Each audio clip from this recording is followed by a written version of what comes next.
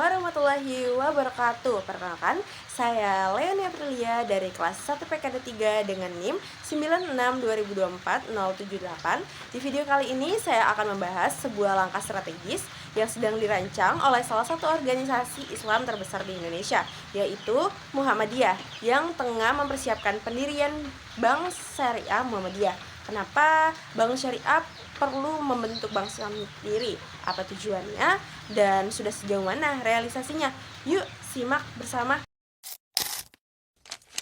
Jadi yang pertama yaitu adalah latar belakang dan tujuan. Jadi Muhammadiyah bukanlah organisasi baru. Jadi berdiri dari tahun 1912 yang dimana telah aktif membangun sekolah, universitas, rumah sakit, sampai layanan sosial di seluruh Indonesia. Namun, di tengah tantangan ekonomi umat yang makin kompleks, Muhammadiyah merasa perlu masuk ke sektor keuangan syariah, khususnya dalam bentuk bank syariah milik sendiri. Tujuannya bukan semata profit, tapi gimana dalam menguatkan kemandirian ekonomi umat untuk memberi akses pembiayaan bagi pelaku usaha kecil, santri, sampai ke kader dakwah, serta memperluas inklusi keuangan berbasis nilai-nilai Islam. Kemudian ada strategi dan rencana operasional. Jadi langkah ini mulai dikaji serius pada tahun 2023. Jadi Muhammadiyah membentuk tim khusus yang mengkaji berbagai aspek, mulai dari regulasi, kebutuhan modal, manajemen risiko, hingga SDM dan teknologi digital banking. Jadi ada 2 jalur yang bakal dibahas. Jadi yang pertama itu mendirikan bank syariah baru dari nol. Yang kedua, mengakuisisi bank yang sudah ada dan mengubahnya menjadi bank syariah Muhammadiyah.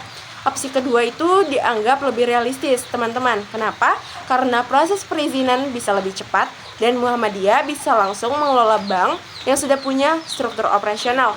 Tapi tetap dibutuhkan modal, intinya minimal 1 triliun sesuai ketentuan OJK.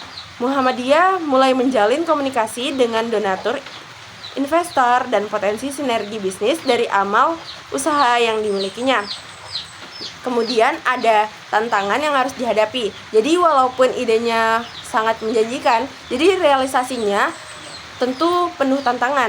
Yang pertama itu adalah soal permodalan, lalu izin operasional dari OJK, serta kesiapan sumber daya manusia yang benar-benar kompeten dalam manajemen keuangan syariah.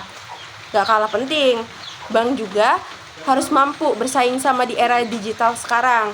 Kenapa? Karena sistem perbankannya harus berbasis teknologi, cepat, efisien, dan tetap mengedepankan prinsip syariah. Apalagi saat ini, masyarakat menuntut layanan bank yang bisa diakses secara digital, cepat, dan aman. Maka Muhammadiyah perlu menyusun model bisnis yang gak hanya syariah komplain, tapi juga user-friendly dan adiktif pada kebutuhan zaman. Kemudian ada prospek dan dampak bagi umat. Jadi kalau berhasil, Bank Syariah Muhammadiyah bisa menjadi kekuatan ekonomi baru. Kenapa? Karena potensinya sangat besar. Coba bayangkan, dengan dukungan lebih besar dari 30 juta warga Muhammadiyah, ribuan sekolah dan kampus, sampai jaringan rumah sakit dan koperasi, bank juga bisa langsung punya basis pasar yang jelas.